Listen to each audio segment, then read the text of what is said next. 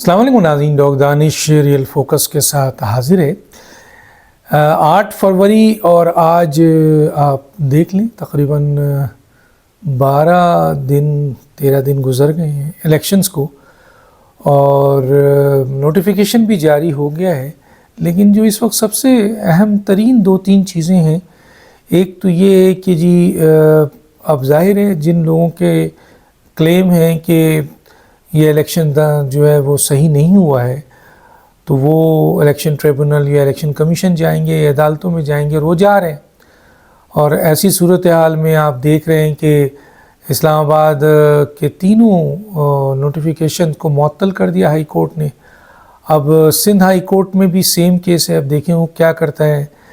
दूसरी तरफ election commission ने जो नोटिफिकेशन जारी किया था लाहौर में ओन चौधरी का, वो भी वापस ले लिया है।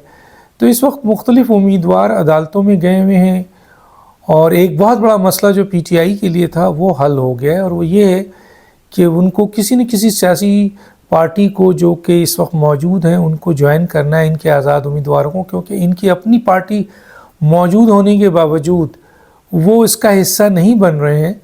और इस सिलसिले में उन्होंने अदालत से रुजू किया है, नहीं इसका मुझे इल्म नहीं है, लेकिन उनकी पार्टी एग्जिस्ट करती है। लेकिन वो अब सुन्नी इत्तेहाद कौंसिल के साथ चले गए हैं और उसका हिस्सा बन गए हैं। तो बेशतर उनके आज़ाद उम्मीदवार ने हलफनामा दे दिया है, लेकिन कुछ अभी बाकी हैं जिसके बारे में ये क़यास आ रही है कि शायद वो सुन्नी इत्तेहाद कौंसिल में ना जाएं बल्कि किसी और सियासी जमात को ज्वाइन करें।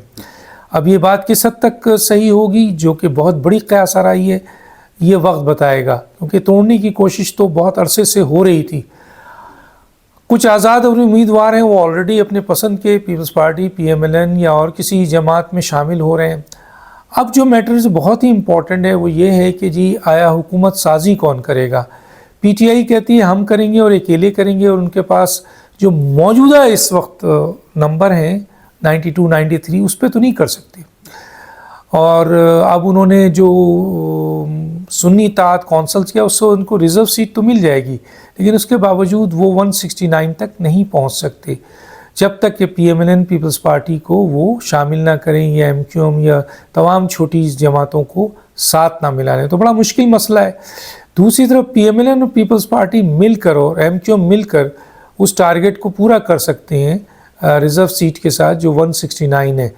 तो चुनांचे उनका दावा भी है कि अगर हमने ये किया तो हम 180 तक पहुंच जाएंगे। अब सवाल ये पैदा होता है कि इन 3 सियासी जमातों में ऐसी क्या बात रह गई है कि अभी तक हुकूमत साजी का फ़ाइनल ऐलान नहीं हुआ है। उसकी वजह ये है कि ये सियासी जमातें मौके की नज़ाकत की बुनियाद पर जो इनके दरमियान मुज़ाकरात हो रहा है वो अहम तरीन डिमांड अपनी सामने लेके आ रही हैं, जिसके लिए दूसरी जमातों को कबूल करना मुश्किल नहीं है। ख़ासतौर पर पीपल्स पार्टी और PMLN का मसला इस वक्त अटका हुआ है, और कहा यह जाता है कि पीपल्स पार्टी ने जब ये देखा कि PTI उनके साथ इत्तेहाद करने को तैयार नहीं है, तो चुनांचे अब वो PMLN से साज़बाज कर रहे हैं और वज़ारत उज़्मा के ओहदे से तो दस्तबरदार हो गए, बल्कि वो हुकूमत फेडरल हुकूमत से दस्तबरदार हो गए और वज़ारत नहीं लेंगे, लेकिन PMLN की हुकूमत को वोट देंगे और उनको वज़ीर आज़म बनने में अपना किरदार अदा करेंगे। और उसकी 78 सीट है PMLN की।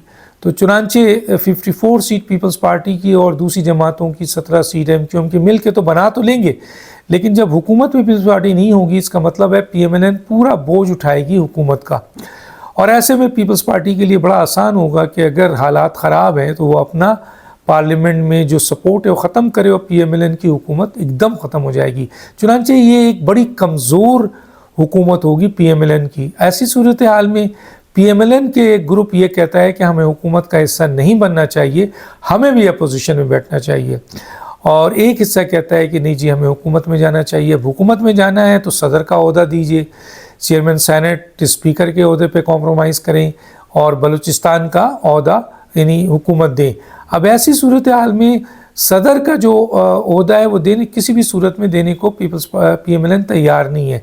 इसलिए इस वक्त जो हुकूमत के दरमियान बंदर बांट के लिए जो हो रहा है, जो ये बैठे हैं, कहा जाता है कि मुल्क की मफाद में, जमहूरियत के मफाद में, नहीं भाई, حکومت سازی کے لیے اقتدار اگر ایک پارٹی اگر یہ کہتی ہے کہ میں حکومت کا حصہ نہیں بننا چاہتا ہوں تو پھر وہ صدر کا عہدہ بھی چھوڑے، پی ایم ایل این کو مکمل طور پہ آزادی دے کہ وہ حکومت بنا لے، اور اگر پی ایم ایل این سمجھتی ہے کہ نہیں جی وہ اپوزیشن میں بیٹھنا چاہتی ہے تو وہ پیپلز پارٹی کو پورا موقع دے کہ تمام عہدے بھی وہ رکھیں، وزیر اعظم بھی ہو، اور پی ایم ایل این ان کو حکومت سازی تک پہنچا دے۔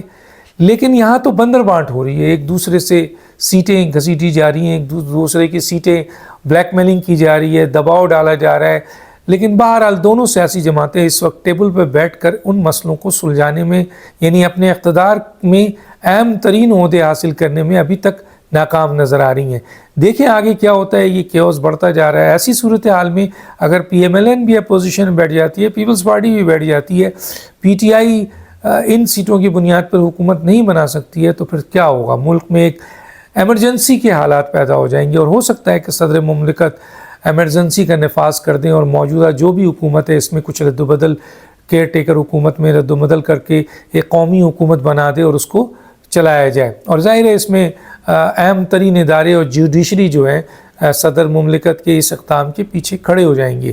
تو اس وقت جو صورتحال ہے وہ بہت ہی نازک ہے، خاص طور پر پی ایم ایل این کے لیے۔ پی ایم ایل این کئی 2-3 گروپس میں اس وقت ڈیوائیڈ ہے اور ان کی ڈیمانڈ مختلف ہے۔ اس وقت نواز شریف صاحب بہت سخت ناراض ہیں، کیونکہ میاں نواز شریف صاحب کو لندن سے وزیر اعظم بنا کے لایا گیا تھا، اور بڑے بڑے اشتہارات اور بڑے بڑے جلسوں میں یہ کہا گیا کہ ہمارا وزیر اعظم نواز شریف ہے، لیکن پھر وقت نے دیکھا کہ ان کی ایک سیٹ سے وہ ہارے، دوسری سیٹ سے بھی وہ ہار چکے تھے، لوگوں کا خیال ہے، لیکن ان کو جتایا گیا۔ اور ایسی صورتحال میں مخلوط حکومت کی جو حالات بن رہے ہیں، میاں صاحب نے اس کا حصہ بننے سے انکار کر دیا۔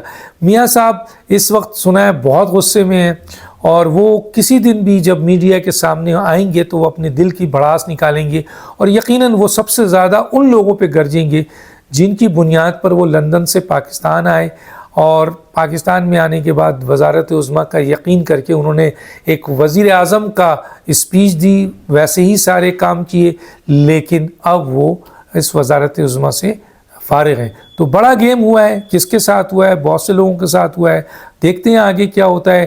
اگر یہ حکومتیں بنانے میں، بندر بانٹ مکمل کرنے میں کامیاب نہیں ہوئے تو پھر ایمرجنسی کے چانسز ہیں، اور ایک نئی قومی حکومت ہو سکتا ہے بن جائے۔